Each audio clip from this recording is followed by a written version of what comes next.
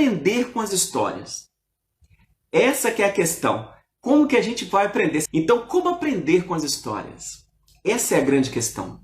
Eu preciso saber desse modo, qual que é a chave, qual que é a técnica, qual que é o método para que eu possa aprender com uma história, tirar um ensinamento de uma história. Bom, para fazer isso, nós vamos trabalhar com uma coisa chamada balança, ok? Vamos falar de uma balança. Nós vamos estabelecer uma balança aí. Então, vamos pegar uma história qualquer de entretenimento. E essa história pode ser lida, pode ser um programa de televisão, pode ser de várias questões diferentes. Então, vamos lá. Então, há momentos a história te diverte. A história vai fazer diferentes divertimentos para você. Mas perceba que no meio da história há convites para reflexão. Sim, no meio da história você vai ver que há convites. Seja no momento que um personagem para falar diretamente com o público, para pensar. Naquele momento que o personagem está pensando, ele está convidando você, leitor, também a pensar. Tá bom? Ele convida você também a pensar a respeito daquilo que está acontecendo. Então, nem sempre uma história, o destaque esteja no final tão claramente. Ele pode estar de uma forma direta ou indireta, nítida ou escondida, até mesmo numa fábula. Então, vamos observar os vários convites que uma história faz para a gente pensar. Vamos pensar, por exemplo, numa fábula mesmo. Vou contar uma fábula bem rápida aqui para vocês, que é a fábula do cão e do lobo. Um certo dia, um cão encontrou com um lobo na mata.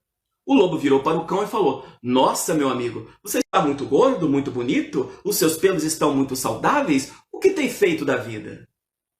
E aí, o cão virou para o lobo e falou: "Olha, eu sou muito bem tratado, eu tenho um dono que cuida muito bem de mim. Me dá comida 2 vezes por dia. E além disso, escova meus pelos, me dá banho e me dá um lugar quentinho para me dormir toda noite." E o lobo falou: "Nossa, muito bom, gostei. Posso ir morar com você?" E o cachorro falou: "Claro, venha comigo." E eles foram caminhando. Durante o caminho, eles perceberam, o lobo percebeu que o cão usava uma coleira. E ele perguntou: "O que é isso que está apertando aí o seu pescoço, meu amigo? O que está apertando tanto o seu pescoço?"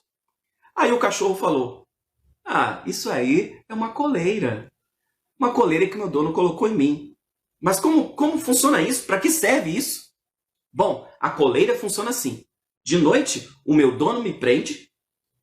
Desculpa, de dia, né? De dia, o meu dono me prende para que eu não assuste os seus clientes, os seus amigos, seus convidados.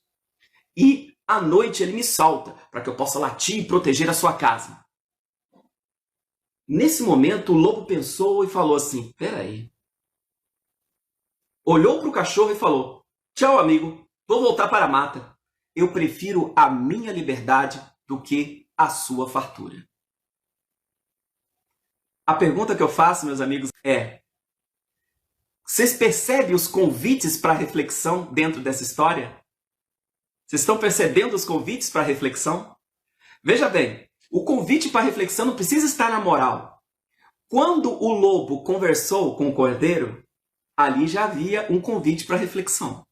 Quando ele fez uma pergunta para o cordeiro: "Mas que questão é essa? Que coleira é essa?" Aí já tinha uma reflexão, já tinha um convite para uma reflexão. E quando ele disse para o lobo, e quando o lobo falou para o cachorro assim: "Olha, meu amigo, eu não quero saber dessa sua vida não, eu vou para a minha liberdade." Isso é um convite para reflexão. Então, durante a história, tem vários convites para reflexão, gente. E isso acontece em livros, no teatro, cinema, em música narrativa, e em várias questões diferentes. Perceba os convites para reflexão que tem ali.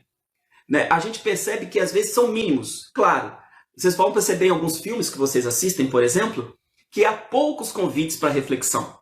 Vocês observam ali, por exemplo, há filmes que tem mais a diversão, diversão, diversão, aí lá no meio, pum, tem um convite para reflexão, que é uma questão que um personagem pergunta ao outro, que faz o outro pensar.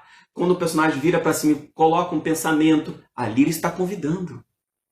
Então, por exemplo, seriados como até que a gente via quando criança, eu me lembro do Chaves. O Chaves era para divertir, né? O tempo todo, piadas, muitos bordões que ficaram na nossa cabeça por vários e vários e vários anos.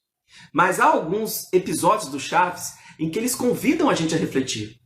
Convidam a gente a refletir sobre o menino que está sempre com fome, né? Do menino que não tem família, que vive só.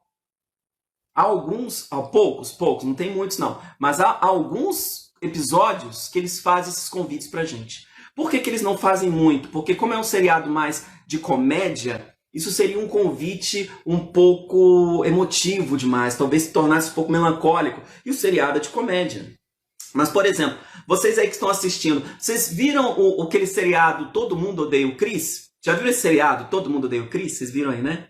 Então, esse seriado Todo Mundo Odeia o Chris, ele convida a gente a refletir o tempo todo. Porque ele coloca um narrador, e esse narrador, ele vai fazendo perguntas, ele vai fazendo pensamentos, ele vai fazendo reflexões. E é uma comédia para a gente rir, e o tempo todo ele vai fazendo a gente refletir. Então, sim, são histórias que ensinam. São histórias que ensinam, ok? Às vezes ensinam de uma maneira diferente do que a gente espera, mas ensinam, ok? Então, essa é a primeira questão para que a gente possa pensar a respeito dos convites que tem dentro de uma história. Observe esses convites que tem dentro de uma história. Se você gostou desse vídeo, dá uma curtida. Se é novo por aqui, se inscreva, porque vai ter mais vídeos como esse. E nunca se esqueça, você é capaz de fazer aquilo que você quiser. Acredite no seu potencial. Até a próxima!